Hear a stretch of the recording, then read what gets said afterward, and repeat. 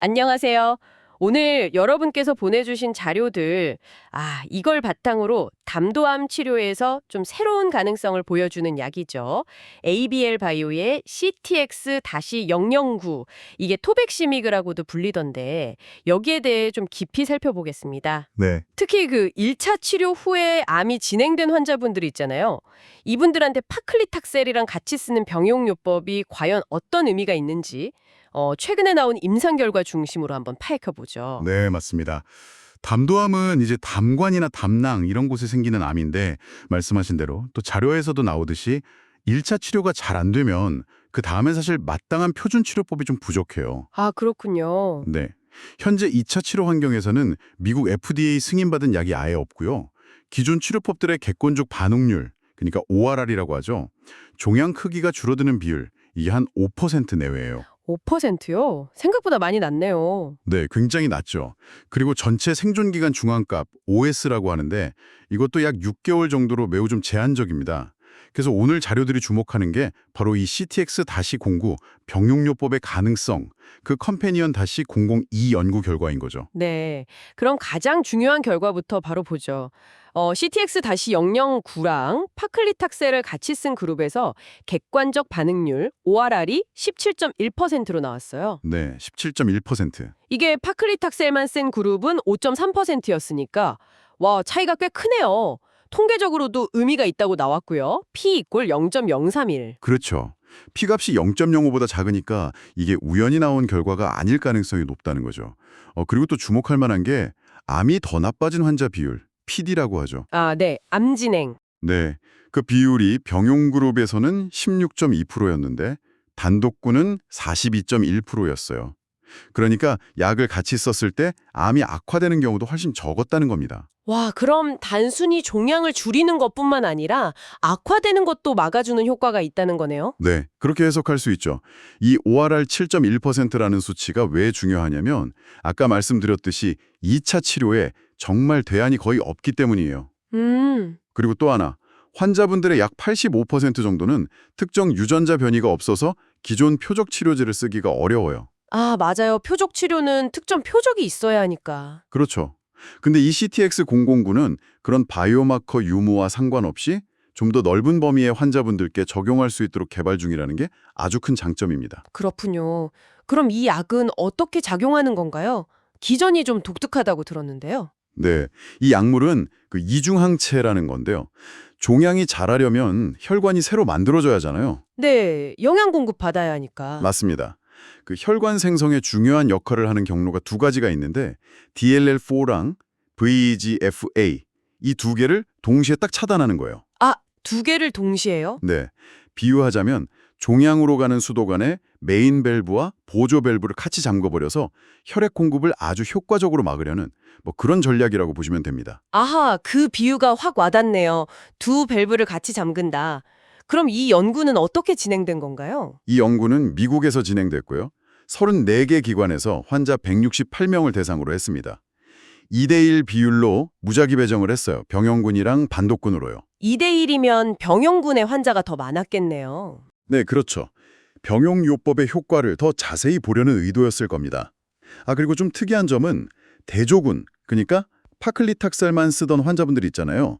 이분들 암이 만약에 진행되면 CTX-009 병용 치료로 넘어올 수 있게 허용했어요. 교차 투여라고 하죠. 아, 교차 투여. 그건 환자 입장에서는 좋은 거 아닌가요? 기회가 더 생기는 거니까. 맞아요. 윤리적으로 보면 환자에게 더 나은 치료 기회를 주는 거니까 좋은 방식이죠.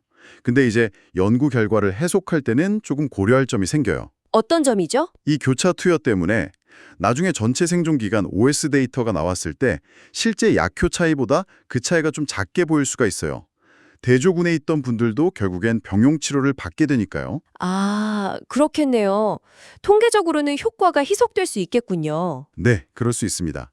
그래서 ORR도 중요하지만 앞으로 나올 무진행 생존 기간 PFS라고 암이 나빠지지 않고 얼마나 버티는지 그리고 반응이 얼마나 오래 가는지 DOR이라고 하죠.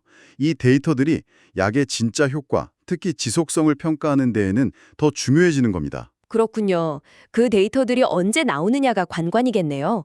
아, 그리고 안전성은 괜찮았나요? 네. 그 부분도 중요한데요. 독립적인 데이터 모니터링 위원회 DMC라고 외부 전문가 그룹이 있는데 여기서 4번이나 안전성 데이터를 검토하고 임상을 계속 진행해도 좋다고 권고했습니다. 이건 상당히 긍정적인 신호죠. 4번이나요? 안전성 면에서는 일단 큰 문제는 없어 보인다는 거군요. 그럼 이 결과들이 궁극적으로 의미하는 바는 뭘까요? ORL 개선은 좋은데 말씀하신 그 지속성 데이터가 중요하니까. 맞습니다. 그 핵심 데이터, 그러니까 PFS, OS, DOR 분석은 지금 진행 중이고요. 여러분 자료에도 나와 있듯이 올해 4분기, 2025년 4분기에 발표될 예정입니다. 아, 2025년 4분기 얼마 안 남았네요. 네, 그때가 되면 이제 이 CTX009 병용요법의 진짜 가치를 좀 더 명확하게 알 수 있겠죠. 그리고 이 약은 담도암뿐만 아니라 다른 암정으로도 연구가 되고 있어요. 자료에 언급된 것처럼 대장암 이삭 임상도 끝났고, 대장암도요? 네, 그리고 더 나아가서 담도암 1차 치료제로도 가능성이 있는지 보는 임상도 지금 환자를 모집하고 있습니다. NCT 번호가 0654841이었던 것 같네요. 그러니까 2차 치료뿐 아니라 더 앞단계 치료나 다른 암으로도 확장 가능성을 보고 있는 거죠. 그렇군요. 잠재력이 상당히 커 보이네요. 자, 그럼 정리를 좀 해볼까요? 현재 마땅한 치료 옵션이 부족한 2차 담도암 환자들에게 CTX009와 파클리탁셀 병용요법이 기존 치료보다는 확실히 종양을 줄이는데 더 효과적이라는 초기 결과를 확인했습니다. 네, 그렇죠. 특히 특정 유전자 변이가 없어도 쓸 수 있다는 점, 이 상당히 매력적인 것 같고요. 하지만 이게 얼마나 오래 효과가 지속될지는 올해 말 2025년 4분기 데이터를 기다려봐야 한다는 거군요. 정확합니다.